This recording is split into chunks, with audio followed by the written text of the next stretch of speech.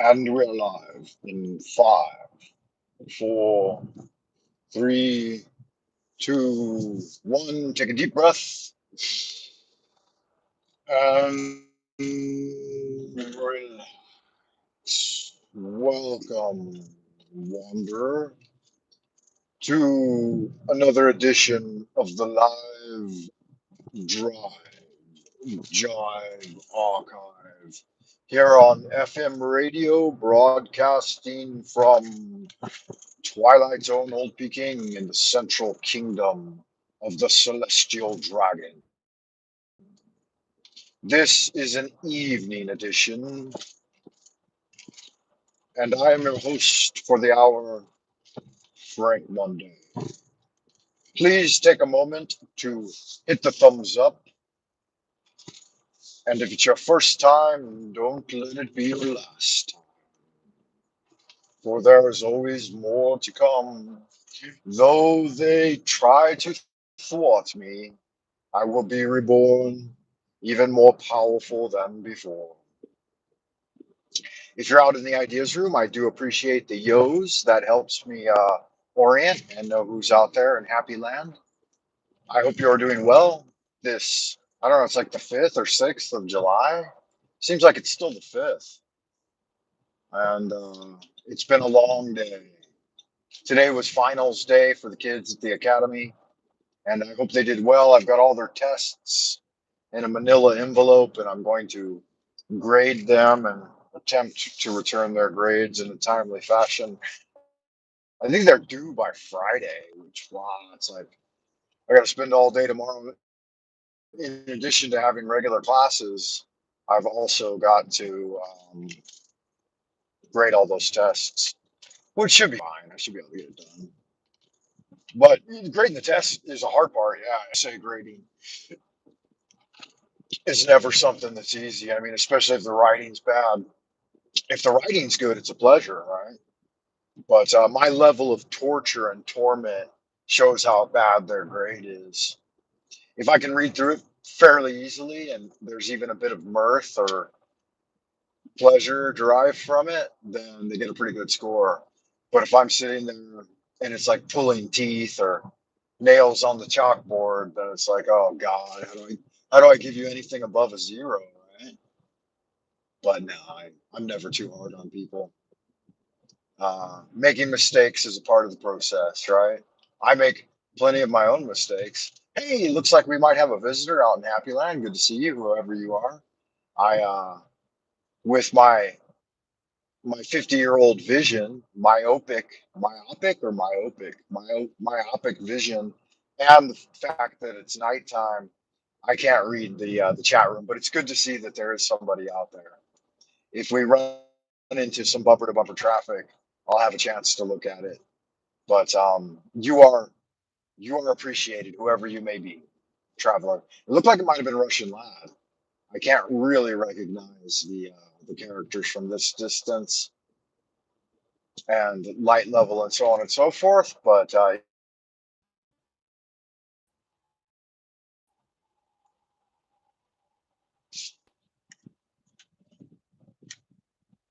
looks like we got disconnected. Oh, it's Nunu. Good to see you, Nunu. Yeah, we ran into bumper to bumper traffic, so I could check real quick. Nunu, have you ever heard of a concept called propinquity in dealing with memory? I know, like, words can have multiple meanings, and your dictionary definition isn't going to necessarily yield the results that it may when it's used as a bit of jargon in a certain field. But in the field of mind science and memory mechanics, mnemonics, I believe is what it's called, uh,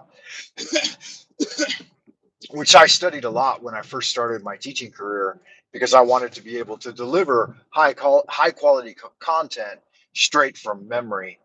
So I learned a lot of different methods, like the Roman room method. I think that's what it's called, the spatial memory type method, and then narrative methods like chronological ordering and all different kinds, topical methods, and so on and so forth.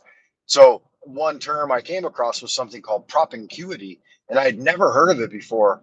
And I had to look it up in the dictionary, and you, of course, you're reading a textbook or some other esoteric academic journal. Um, And it turns out that in dealing with memory, something called propinquity is in when things appear close in time or space. So, say you learn someone's name, someone you just met, and then a couple of minutes later you meet another person and learn their name. You may misencode both people and the names. So you meet a gal named Jennifer, and then 5, 10 minutes later, you're at a party, say for example, and you meet a gal named Sally. And then a couple of weeks later, you see Jennifer at the grocery store, and you call her Sally. And then later on at the office, you see Sally, and you call her Jennifer. Right? They call that effect in mnemonics. They call it propinquity. So that's an example of closeness in time. The same can occur in closeness in space. You pick up two objects at the same time, or you set two objects down in the same place, and you have that same missing coding in memory. And the reason they say that happens, the scientific explanation, is due to the efficiency of the mind in generalizing things. So the only reason I bring this up is I looked down and I saw the space in the two words, and I thought, oh, that could be Russian lad, right? Because 3 and 3. So there was a bit of propinquity or pattern similarity in your name and his name, and with my vision as it is, and at night and looking at the screen. Anyway, there's a long explanation for saying that I couldn't see what your name said until I hit stop and go traffic, and then I could actually read it. But another reason that propinquity came to mind is because when I first met Brother Marsh here on YouTube, I don't know if you're familiar with Brother Marsh or not. He started the Discord. He started the Lunar Light Entertainment Discord. His internet handle is typically free gift from God, uh, but his Christian name is Frank or Francis, and he lives in New Jersey. And I thought for some reason that he was Russian lad because I thought that Russian lad lived in New Jersey, but I can't remember 100% whether or not Russian lad lives in New Jersey or not. But if that's a fact, then it may not be because rapid generalizations. Did you ever read the book Blink that was written, I guess, about 15 years ago? And it has to do with a psychological principle called short sampling. Do you remember that one? Did you read that book, Blink? Blink, Blink. I recommended it to someone recently, and I got a copy of it on my bookshelf at home. And I picked it up, from time to time because it's a really valuable. I believe it's a valuable endeavor into how the mind encodes things and shifts between an analog and digital function. Obviously, when you use, uh,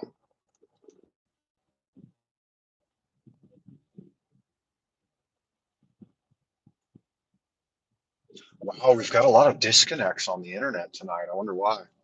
Yeah, so the mind is not a computer. I mean, it can be likened to, but Chris K, Chris A.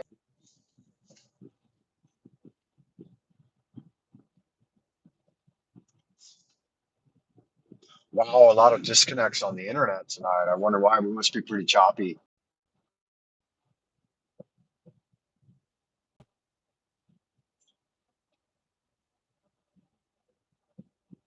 Wow, a lot of disconnects on the internet tonight. I think too many people are logging in. We got two people in the ideas room, which is overloading my bandwidth. I think on YouTube, I'm only allowed to have like one person in the ideas room at any given time. So if it's your first time, please don't let it be your last time. Take a moment, please, to hit the thumbs up. That way they can allocate me a little more bandwidth so I can have two or three people in the ideas room at the same time without being bumped off the internet. I noticed that if I get up to 4 or 5, it'll cut out immediately and it will just never reconnect. But two or three typically seems to be the safe zone for my channel. You would think that, hey, as many people as they want can tune in, right? Thousands. No, that'll drop all the servers. They won't allow that for people that aren't a part of the partners program. So Chris A, on one of my recent videos, I've tried to say this like 4 or 5 times now. pointed out that a likening the human mind to the using the analogy of a computer is not a real good way to go about it, um, or that he found it distasteful because the human mind is far superior to a computer. I'd like to point out though that when I was really young and in the we'll say I was in high school in the mid no I was in high school in the late '80s, and I graduated high school in '90, one or two one of those years. I don't want to be too exact in triangulating my age and so on and so forth, but we had a we had all kinds of electronic devices, man. My dad would buy one of everything. He was a bit of an affluent middle middle class businessman. He was a car he had a car dealership, but he had ultimately three car dealerships at the end of his career, which I think is probably what killed him. All that stress, right? And San Diego Clinton, the Clinton administration, put the fucking coffin nail in my father. I blame the Clinton administration for murdering my father with stress. Um, anyway, um, beside the point. That's salt for another day, right?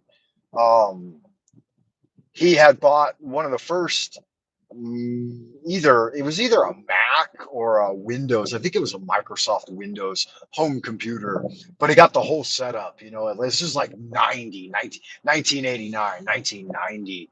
Windows. What was it? Windows 9? What was the first Windows operating system? I can't remember exactly, but we had one of the first models. Really, really basic stuff. All you could basically do with it was play solitaire, but we had dial-up modem too, and we could connect to the internet. I remember when it was going from like dial-up 512 to dial-up 10 whatever, it was like, the next greatest thing. They were always trying to sell you a new modem and a new printer, and we had dot matrix printers, we had Atari, we had ColecoVision, we had the Sega Genesis. We had Pong, man. We had the very first that connected to. We had a Zenith television. We had VCRs. He never touched Beta, but we had VHS. We had. I remember when I was born, there were Super 8 millimeter cameras and Fuji 35 millimeter cameras. My dad was naval intelligence, so he was big on keeping records. We had a garage full of documentation and everything a young boy could fucking endeavor. I'd find rifles stowed away and uh, you know a case of dynamite, and I'd get into everything too. I didn't give a fuck. But yeah, what a wonderful childhood to have. So anyway, back to the point. I had a dream, a lucid dream, after using that computer for a couple hours. I bought myself a book on HTML and I don't know whatever was out at the time, JavaScript, Python, C++, and I spent hours and hours in like my sophomore and senior year trying to teach myself computer science because they didn't offer computer science at school, and I wanted to build web pages. I wanted to do more than MySpace. I don't even know if MySpace was GeoCities, I think, was available at the time, but I wanted to be a part of the big internet wave. And after like a year of doing that, working in front of that computer, and I continued to study computer language all the way into college, just as a hobby. But I started having these nightmares that I was trapped in the belly of a computer, and the wires from the computer were strangling me like snakes and wrapping around me and piercing into my head and shit, and I was merging with the computer.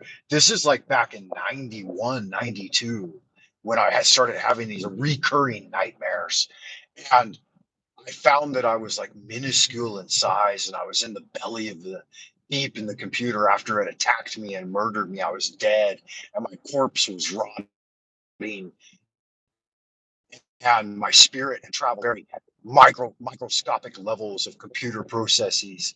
And when I got down in there, there were all these insectoid creatures that were working.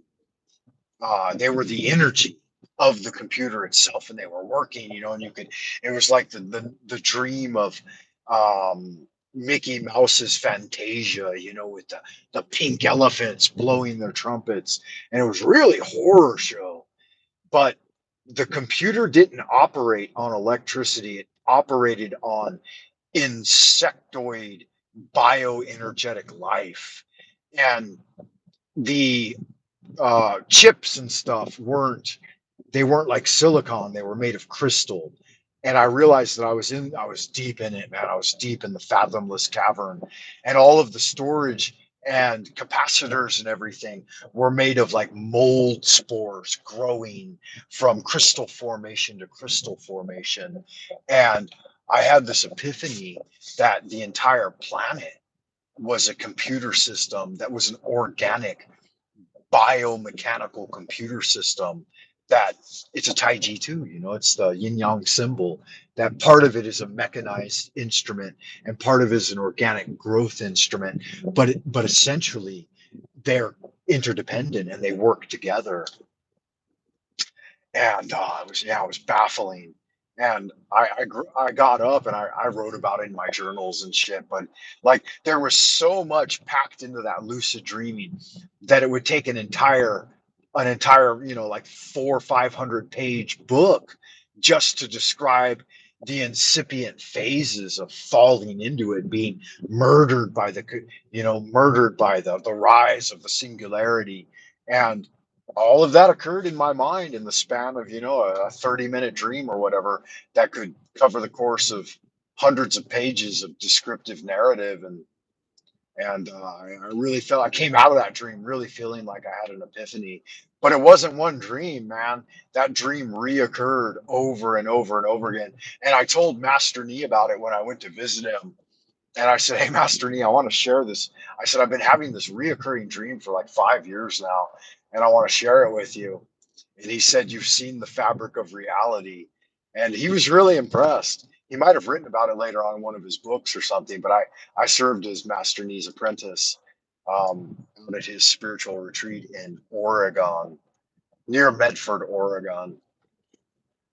Gordon from Oregon, man. There's mysterious things going on in Oregon, man. So I thought I would share that dream with you. That was kind of a fun one. I think I've probably shared it before. I don't know if I've shared it with you. Atlantean Neo, time traveler from the ancient land of Mu, penetrating through Lemuria, Atlantis, and into the present day Neo Atlantean epoch of Horus. Now, see, I fucking do this every time. I'm not going to do it this time. I always get agitated by this off ramp right here, and then I get into the middle lane, and then the middle lane clogs up, and there's 3 lanes here. And the right lane will keep going, and the left lane will keep going. And I always do it for some reason every single time I pull into that middle lane. And I didn't do it this time, though. I'm in the right lane and I'm flowing on through. But I pull in and I'll get like 50 cars back, and I'll think, why did I do that? I do that every time on my way home, but I didn't do it this time, man. I remembered the insectoid flow of getting into either the left or right lane works much better. But I always feel like that middle lane is getting somewhere because everyone will clog up at the off ramp and on ramp, but it's never true. The right lane will, even though it clogs up for a little while, it'll always do better than that damned middle lane. Yeah, that was an interesting and fascinating dream. New. It's good to see you, man. How the hell are you doing? I always forget where everyone's from when I haven't seen them in a while, but I'm thinking you're either from Idaho or Utah. You live in the northern peninsula of the Idahonian um, territory of old Tartaria, right? That old Tartarian star fort. You're deep in it there. You're very near Oregon, right? Somehow you're in the Pacific Northwest, in the territory of the largest volcano on Earth.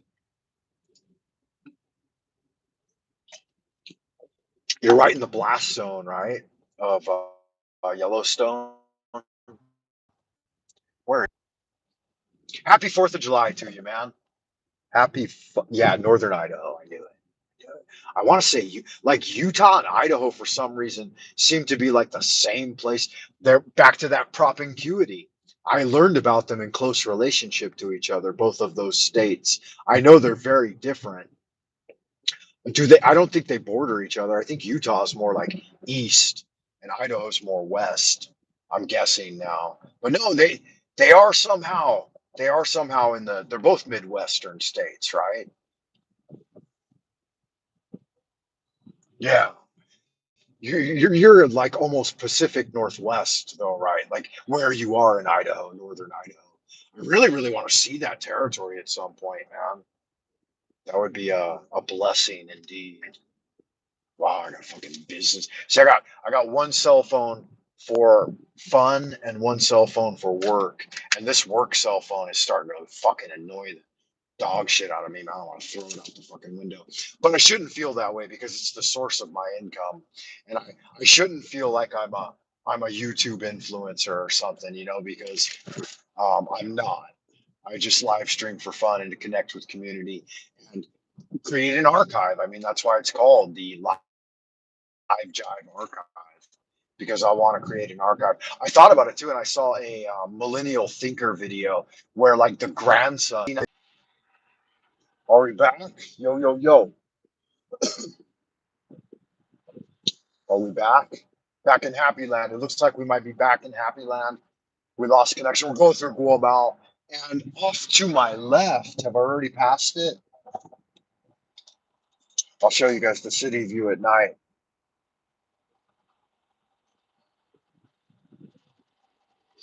Okay, so dead center of the camera now is uh, the center, the downtown part of Beijing. This is called the Central Business District. And off out my left window here, I think it's right now, is the Central China television station. I don't know if you can see it very clearly, but it's known as the Great Underwear. And it's because the building is shaped like a man squatting down to take a shit. And so a lot of times all internet will be blocked here because this is where they broadcast the nationwide television signals. And yeah, so that's it right there. You can see it's covered in satellite dishes and stuff. I don't think you can see it at night, but and then right here, dead center of the camera right now, is the tallest building in China. It's 515 meters tall, which is approximately what, 3 times 5, 1,500 feet tall, about 100 stories. And this bridge I'm going over right now goes over Chananjie, the Heavenly Peace Boulevard, which if you go if you go 1 mile west from here, I'll point the camera as I go over this bridge. If you go 1 mile west on this boulevard right here, this is called Heavenly Peace Avenue. You will be in Tiananmen Square and the Forbidden City. That's it right there. Due west, sorry. 1 mile is Chairman Mao Zedong's mausoleum. You can go in there for free and look at his old corpse in a glass coffin. Isn't that kind of fun? I mean, it's kind of fun to think about, right? You want to go look at an old mummified Chairman Mao Zedong? And it just so happens that I'm smoking Chairman Mao Zedong's favorite brand of cigarettes right now. They're called Zhonghua's, or the brand of the people's brand, the Central Kingdom brand. What do you think of all of that? It's kind of fun, huh? I mean, it's historic. A lot of historic shit going on around me. And the next bridge, this whole area down here is a notorious, where I live is notoriously a haunted area because so many people died of starvation during the revolution here, and so many people were put to death. There were actually executioner fields out here where they would take people out and just fucking chop their heads off. Like they wouldn't even shoot them with a bullet, because the bullet costs money, whereas the big executioner blade didn't. Some of them got shot in the back of the head, but a lot of them had their fucking heads chopped off. And what would you get your head chopped off for during the revolution? Being a part of the intelligentsia, being an educated person. They were the Red Scarf Brigade, right? We don't want to talk about that too much, though. That's not a part of my history. It's part of their history. And I would never criticize my host country. And you can't put old energy on a new people. That energy was done by I mean, I met some of the bad guys. It's like, how old are you? That means you lived through the revolution, which means you're either a rat or you're a fucking dragon. Which is it? Did you rat your way through it, or did you fucking feast on the blood of your countrymen?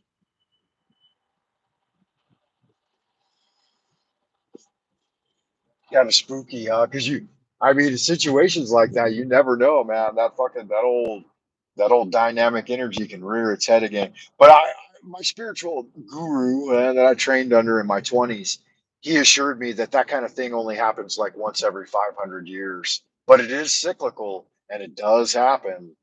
And so in the United States, it's been about 500 years for the U.S., right? 1776.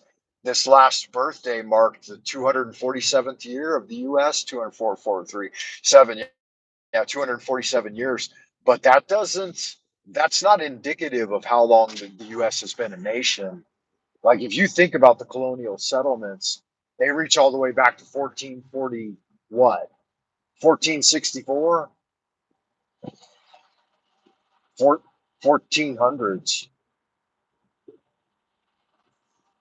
But yeah, the American Revolution was 247 years ago, and 247 years in one day to the date.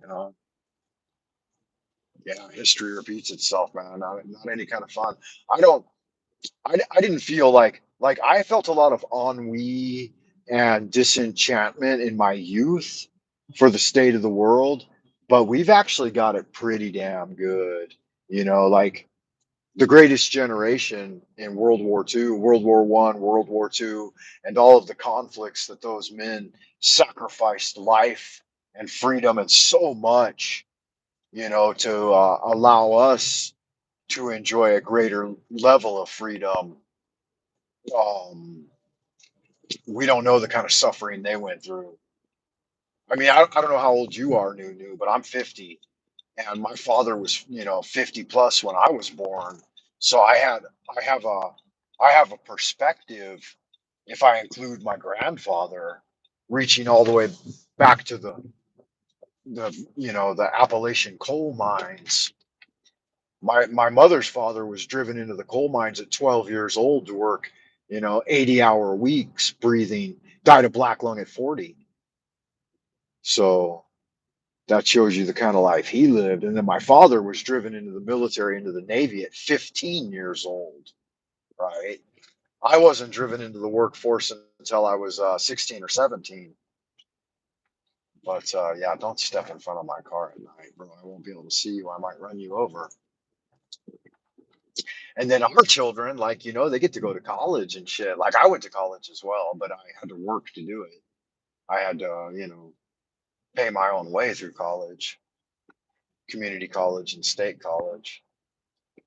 But still, that's a ground opportunity and far superior. I don't think it honestly. I don't think spending what did I spend in college? 12 years in college. I don't think that's superior to spending 12 years in the Navy.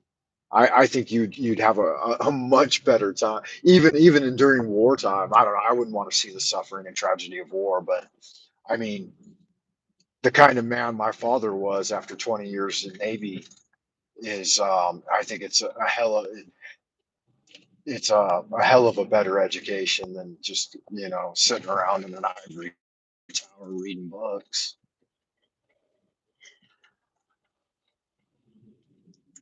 Did I ever tell you the story about the hammerheads during stormy weather? My pop said he was on DD 725. If you want to know which ship he was on, 13 silver stars. But he said that they would encounter such huge. Okay. Huh? 我先让着他吧。对，so these guys got a backhoe left front end lifter coming out of the yard. They've been digging in the yard, but he said that during storms in the Pacific Ocean, the waves would splash up over the prow of the ship, and we're talking a battleship now. Just yeah, we're talking a battleship, right? With what 16-inch cannons. Um, the waves were terrifying, filled with hammerhead sharks, and he said that the sharks would jump up onto the deck of the ship and grab men and pull them into the torrential seas, screaming. And I thought, oh my God, how terrifying is that? And that was no bullshit, man. Because I told my dad, when I grow up, I want to join the Navy. You know, I'm like 5 or 6 years old. And he's like, yeah, never join the military, kid.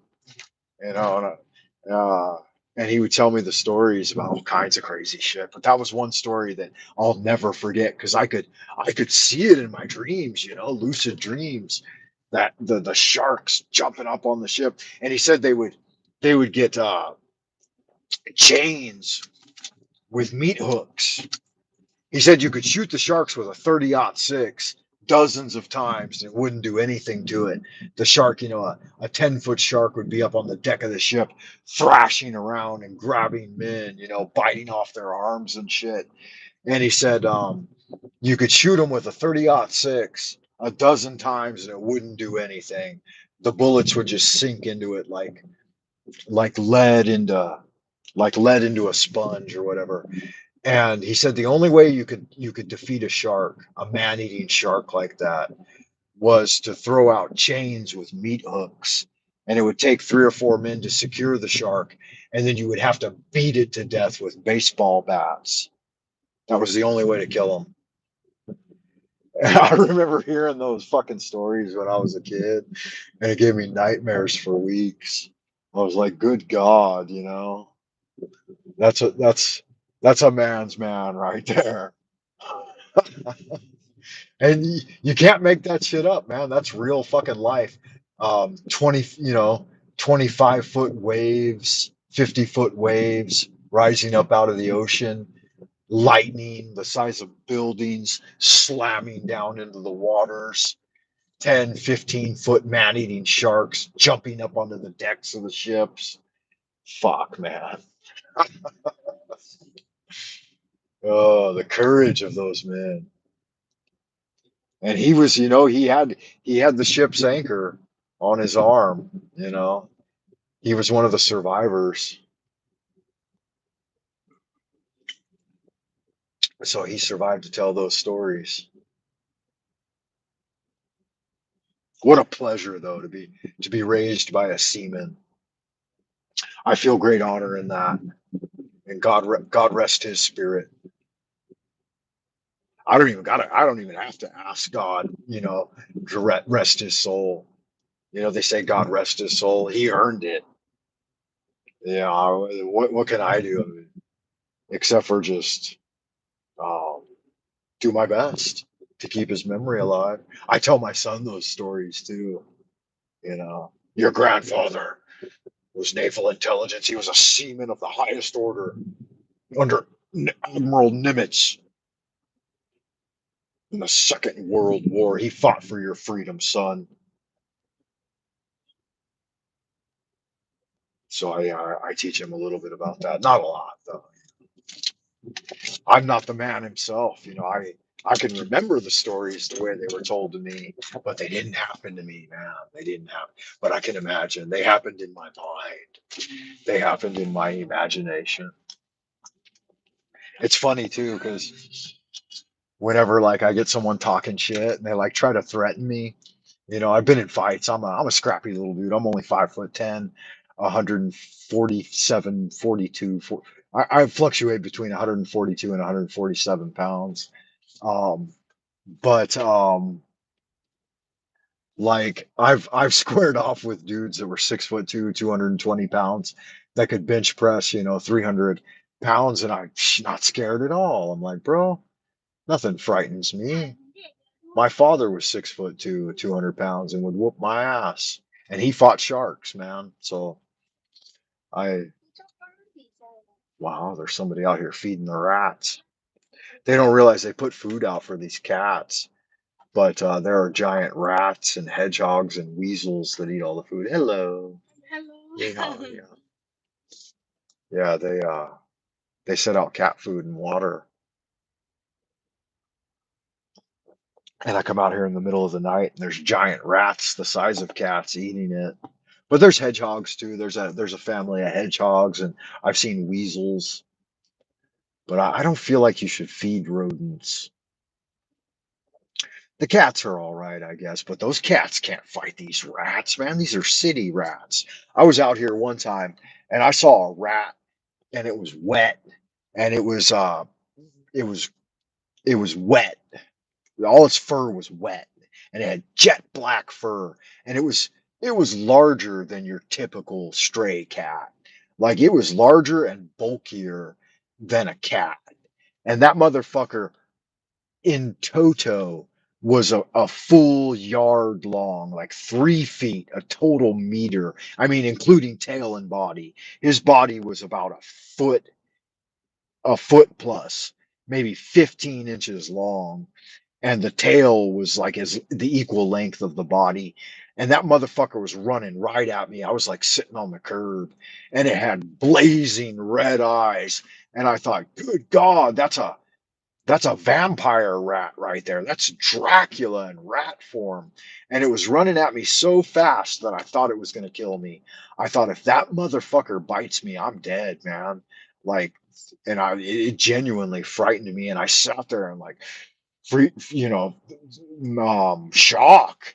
And as it flew at me. It wasn't even fucking running. It was flying across the pavement, and it was about, I don't know, 15 to 20 feet away from me, and it fucking jumped right at me. And I was gonna try to time it perfect, like a bat, like the swing of a baseball bat, and hit it, whatever, as hard as I could with a smack in the nose to try to deter it from killing me. But it jumped and it flew through the fucking air like 10, I swear to God, 10, 15 feet. But and it was headed right at me, but it wasn't angling for me. There was a sewer grate beneath my feet and between my legs, and that's what it was angling for. And it went boom and like hit, like I heard it hit. It was like something boom, hitting the sewer grate, and it went straight into the fucking sewer. And that scared the shit out of me, man. I nearly pissed my fucking pants. I'm not too much of a man to admit that that was the scariest rat I had ever seen. And I thought, man, if there's rats like that down in these sewers, fuck, there might be alligators down there too. I mean, because a rat's not an apex predator, it's food for other predators. So you can only imagine the monsters living in the sewers beneath this city. They say there's entire city, like another entire city below Beijing. And I think all modern cities have like the ancient remnants of the Tartarian cities, the Atlantean cities, that our cities are built upon them, from the mud flood. Yeah, these cats, man, they definitely need to be worried about these city rats, man. The only other place I've seen a rat like that was in New York. I've been in New York like 5 or 6 times to see Broadway shows, and I was in the subway in New York one time, and that the rat in New York wasn't as big as this Beijing rat. This thing was fucking supercharged on radiation or something. But I saw a rat of near similar size in New York, but it was on the street as well. It was like getting into the trash or something, and I thought it was like a cat or a dog. And I looked and I saw it, and it was a rat. I was, oh my God, I didn't know rats could get that big, but yeah, city rats can, man. They can get fucking huge. And weasels don't. I see a bunch of weasels around here.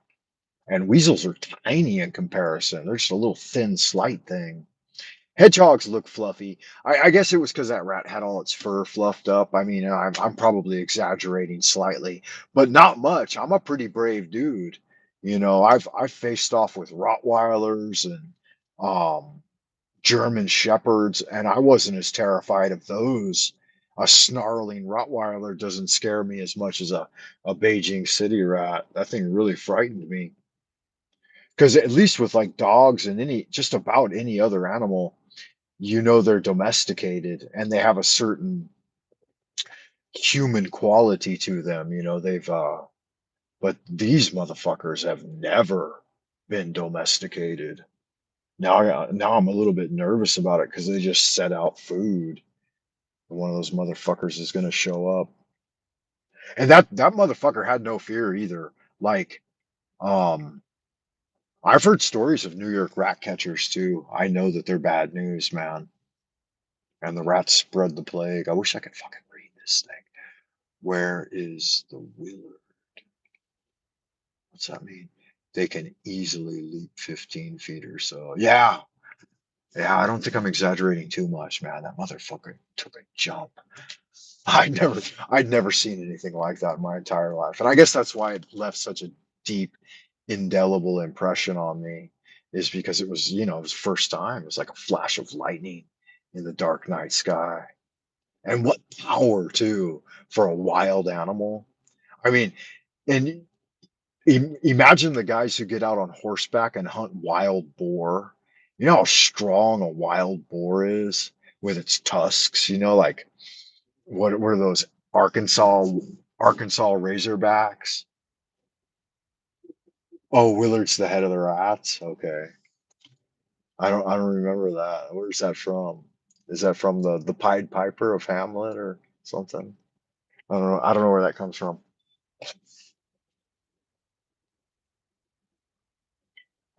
Yeah, but imagine the guys out in Texas or Arkansas or something like on horseback hunting wild boar. Fuck.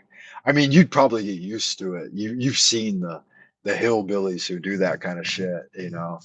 I think they gotta shoot them with like a 30-06 or a 308 or um, what's that other big like lever action round, uh, 40 caliber or something. I can't remember all my high caliber rifles from the movie Willard. Okay, I haven't seen it, man. You got to remember, I haven't lived in the U.S. in 20 years, and I watch very few movies. When was that movie? You don't need to tell me all the details, but I was watching movies a while back, and I do like to watch movies. But yeah, I usually only watch them during school holidays, like when we got a couple of weeks or a month off or something. The last thing I watched was I watched the Da Vinci Files. Oh, and then Strange Angel, the Jack Parsons story. Did you watch that one?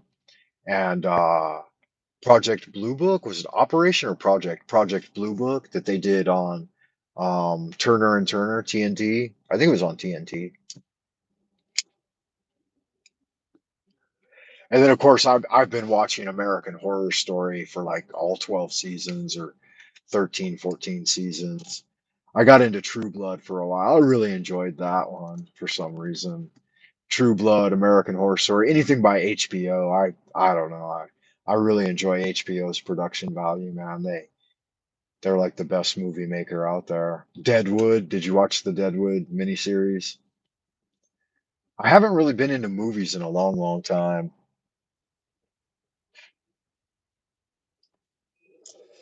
Yeah, you watched Strange Angel. Did you like that one?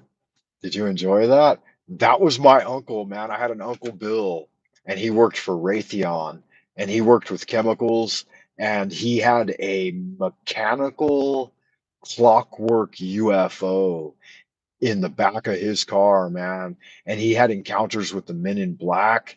He was on the team that developed the Patriot missile. He saw UFOs and he encountered some fucking deep, dark, strange shit, man. And he would never talk about it again. He came to stay with us. We had a house in San Diego, and he came to stay with us for a couple of years. And he told me some secret stories, man. He had top secret clearance. His career was in the army uh, during, I believe, Korean conflict in Vietnam. He was like a contemporary of my father, but he got a job at Raytheon. He had top secret clearance, and he brought home he got in big trouble for this too. He brought home a clockwork UFO that was like a disc-shaped drone. It was a miniature model built on back engineered alien technology, UFO technology, and you could lift the top. He lifted the dome on the top, and he set a series of dials, and it had like a fan base magnetic motor or something. He didn't explain it to us. It was kids, but he showed it to us when we were kids. And so I was like 5 or 6 maybe when we went to visit him. And he took that thing out of the back of his fucking truck. It was a disc-shaped flying object with a series of dials and mechanics inside. It was clockwork. And he lifted the top, set the dials, and he explained it to us as he did it. He said one dial set the elevation, another dial set a circumference of a circle, and then the final dial or set of dials or whatever brought it back down. And he set all of the dials so that like its flight path was gauged, and he shut the top of it and hit a button or whatever, and it lifted off like a firework, and it shot up into the sky, and it did a couple of circles or something, and then it came back down and landed. And he picked it up, and we were all, "Oh my God, it's amazing!" Little kids, there was like 5 little boys out there that day, and he put it back in the trunk of his car, and that was it. But he ended up getting in big trouble for doing shit like that, because that wasn't the only time he did shit like that. He brought shit home like they were reverse engineering alien tech at Raytheon, and he ended up getting in big trouble. But he didn't go to prison or anything. I think he ended up losing his job, and he was sworn to secrecy. But he told me about the time that the Men in Black visited him, several occasions. I'm not going to talk about it though, because it wasn't me. It's not my business. It's not my story to tell. And I thought he was full of shit anyway. I was like 17 when he told me that story. And I was like, yeah, you're full of shit. But I remembered that disc. I remembered that clockwork UFO he had. Um, and it put to shame the drone UFOs that you see today, the quadcopters like DJI, even the racing drones and shit. Man, it put those fuckers to shame. It was badass. And this was like, okay, so I was 5 or 6. This was like the end of the 70s, the 1970s. So kind of a big deal. But he was a Jack Parsons type character. He was in with that same crowd. Oh, you had MIBs? They've never visited me, man. I'm glad. I guess I'm glad because I've never worked in any kind of programs. And even though I've seen shit and my family was involved in shit, I don't have anything they want, I guess. But now you know what they say. When you start thinking about them, they start thinking about you. You make a telepathic communication, you make a breakthrough, they might pay you a visit. I've been visited by the three amigos, but those are little gray aliens. They're different. I think that the men in black are probably multidimensional as well, but I believe that they're probably human ops, guys that are on the like COG, continuity of government, like the deep state, dark government type folks. But and maybe more than that, maybe because they're multidimensional, maybe they operate on a higher level than just the mundane prime material plane, the horse shit that we get into. I think they would deal with the average individual, like the average citizen of spiritual cultivation, in just the same way that they would deal with the president. They're just as likely to visit you as they are to visit the president. They would have told me what they wanted, but I freaked out. Yeah. See, I think at this point, I think I think a decade ago I'd probably freak out, but now I don't think I would. I think I could handle it. Maybe I'm wrong, but I've experienced so many paranormal things. Like I've seen Mothman. Uh, that was that was in 2017, and that was pretty high level. And I didn't freak out. It it did kind of it did kind of fucking change me, and I ended up having my aneurysm after that. So it may have fucked with me more than I thought. But I felt pretty ballsy at the time. But when I looked in the face of Mothman, I saw the face of God, man. It was no fucking joke. It was it was serious shit. Like it telepathically told me I am your father. And I was like, nah, you ain't my father, bro. And he's like, yes, I am. Oh, you freaked them out. Oh, okay. I thought you said they freaked me out. I freaked them out. Okay, cool.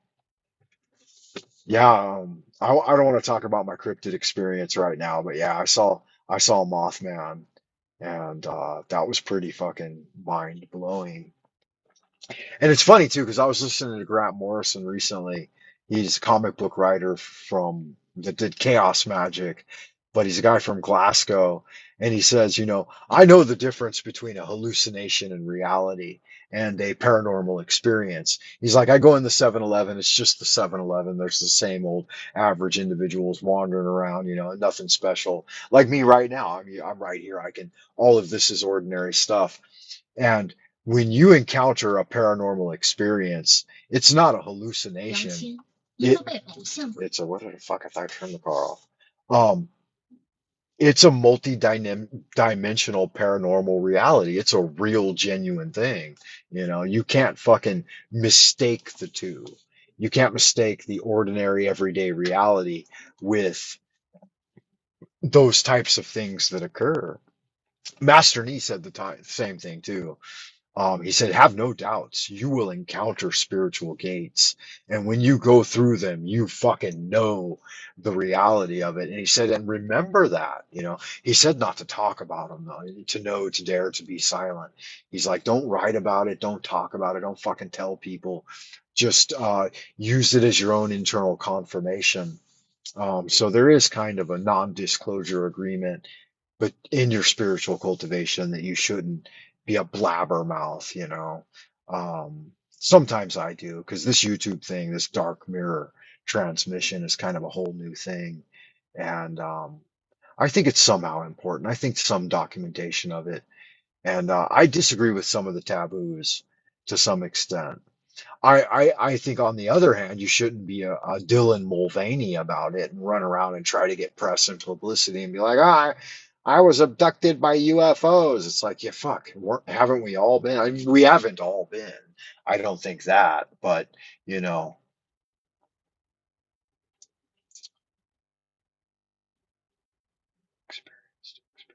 yeah. Um, And I didn't realize this. Master Nee told me this when I was in my young 20s. He said it's important to keep the links connected, the links of synchronicity. And he said you should sit down and meditate on your experiences and go one from the other. Because remember, sometimes you get lost in the ennui of everyday life and you think, fuck, it's all so goddamn boring. And I really want confirmation of spirit again. He said, in those times, sit down and meditate on all of the paranormal experiences you've already had and link them together like a glowing luminous chain that you're building because you are. And you're building it not just now through this lifetime, but through multiple lifetimes and multi-dimensional experiences. You're linking those things together and you're building spiritual strength that way. And yeah, he was a wise guy. He was like at nearly 100 when I stayed with him. But he wrote like 80 books on spiritual experience and natural living and all of that. Seven Star Communications, Master Ni Hua Ching. You can read all of his books. I worked with them. I was in love with his teaching for a long time, and I sought him out as a guru and lived with him as his disciple. But anyway, he was one in actually what's become a line of spiritual masters and gurus that I have visited and met with. Master Poke Runyon of the Ordo Templi Astarte. I made a spiritual connection with him telepathically and visited him on the astral. And then when I met him in real life, he was exactly the same person I had met in Dreamland and in astral scrying. And the operation he did for my initiation, neophyte level into his order, it played out exactly the way it did in and I have tangible proof of this. I dreamed it. I astrally traveled there. I had conversations with him. I wrote it all down. I got dates and times, and it was all in my journals. And when I finally sat at his feet, I told him, I said, I was like, man, this is the real deal right here. This is realer than real. And it is. It's somehow it's more real than this mundane reality that the day-to-day grind and we get involved with. This is also real. This is a part of it. I'm not saying it's not. This is where the great work is done. But there's a reality that's the Master Nee called the timeless homeland that exists then, now, and always. And that's where we dwell. That's where our spirit dwells. Wow, Miss Mary Moon's in the ideas room. Hi, going to take a phone outside, so Wi-Fi probably gonna cut off. I imagine this is how Miss Mary Moon talks. I got gardening to do and chickens to feed, and meanwhile, Grandpa and Daisy are back at the farm feeding the chickens, and I'm just gonna go out here and play with these old monkeys a bit before I head off into another holler and take a have a sit for a spell. Okay. I gotta go too, man. It's like fucking almost 10 o'clock and I haven't even had dinner yet. And I'm just now getting home 10 p.m. after after heading out this morning at 5 a.m. to go to work. I'm coming home at 10 p.m. So that shows you the level of sacrifice that I make to support my family. Because that's what, sometimes that's what a man has to do to earn the bacon. Oh, I hate this fucking woman, man. This woman coming out right now. She throws shit all over the goddamn place. There she's looking at me. Ooh, she's a nasty, filthy woman. She fights with my wife all the time too. Like she's always screaming and yelling and blowing her top. She's like an old crone. She's one of the worst in this neighborhood. She had a dog that she was in love with, and she would brush the dog like 15 times a day. It was a golden retriever. It was a nice dog, but over the 2 decades that I've been here, the dog got cancer and died a horrible death. And I'm like, you're suffering, the dog's suffering. She had the dog out here on a pallet and endured its suffering for like 6 months or something. And I'm like, I know you love your dog, but really is that the humane thing to do? Let the dog die like that? I know. I mean, I don't know. I grew up with the cowboy mentality that you put it out of its misery. And maybe I'm wrong. Maybe you guys know better than I do. Would you endure that? Would you endure an animal dying of cancer for over a year or something? Yeah, it is sad. But it's her bad spirit that poisoned the animal. I mean, she loved the animal, but she always had a nasty look on her face, and she's always fucking mean to everyone. And the only thing she was ever nice to was the dog. She's never nice to any of the neighbors. And it's her poisonous spirit that killed. That's what I felt, because I felt like the dog was fine. The dog was nice. Why should the dog have to die such a horrible death? And I think there was a spiritual affliction. And it's like, why don't, maybe something really terrible happened early in her life or something. It's like, I don't know what she's seen, but no matter how bad shit gets, you don't have to be a fucking asshole 24/7 to everyone you cross paths with. And she especially took a negative interest in me for being a foreign devil. She's literally stood out here and yelled that at me. You goddamn foreign devil. You don't even belong in our fucking country. Get out of here. And I'm like, you know, I'm like, what, um, thank God white people can't experience racism, right? Because I would feel like that was some pretty hardcore racist shit right there. But I'm lucky that, we're the patriarchy, white supremacy, and my white privilege prevent me from experiencing any reverse racism. So, um, I just shrug it off. It's just ignorance anyway. It's got nothing to do with anything else. Um, But that tells you she poisoned her dog. Her negative spirit poisoned her dog, and I'm not going to tell her that. but that's a reality. You have a psychic influence on the people around you. I've tried to be nice to her. I was nice to everyone. When just to bring this back around a little bit, when I first moved into this neighborhood, people throw their trash everywhere. They don't do it so bad anymore, but people literally 20 years ago, they just throw their trash everywhere. And I didn't realize it because I'm like a clean tidy dude. So like every Saturday I would come out and I would get like I bought a special broom and like a trash stick and stuff, and I would clean up all the courtyard, like pull trash out of the bushes and shit. And I thought I'm like, man, I get all this trash cleaned up, this place is going to look halfway decent, because I like to come out here and do my kung fu, and I didn't want to be surrounded with garbage. And everyone looked at me like I was out of my, like they would literally spit at me. And one guy came up to me and he's like, "What the fuck are you doing?" And he's an old guy. And I was like, I'm picking up the trash. I said, "It looks tacky, you know." I'm like, I'm out here. I like to do kung fu and stuff. And I had kids by then, and I'm like, my kids come out here, and I taught my kids to pick up trash and throw it away and shit. And they're like, "You're fucking insane." And they're like, "Don't do that." And I'm like, "Why?" You know, you guys don't want a clean courtyard. You don't want things to look organized and nice. You know, like it breeds rats. Um, and eventually they broke me of it. I stopped doing it.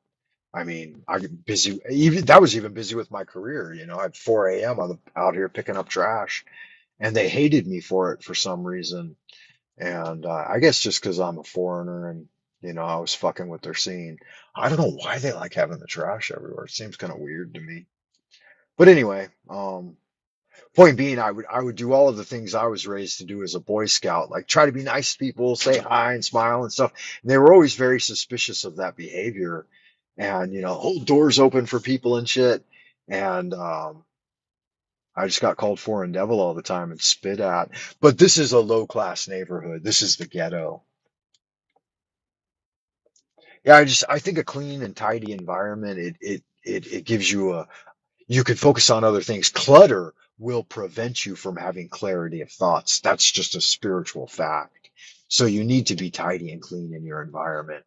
And this type of behavior is what breeds the kind of diseases that come out of China and make their way around the world. They've known this since 100 years ago. Lovecraft wrote about it, probably some disease brought over by the shipping from China. It's so fucking um it's so true that it's become a wives' tale. Yeah, it breeds confusion and lack of clarity, and um creates obstacles to growth. It's just, yeah, it's just bad business. Anyway, I appreciate seeing you out in the ideas room. I probably shouldn't have ended on a sour note, but it's not a sour note.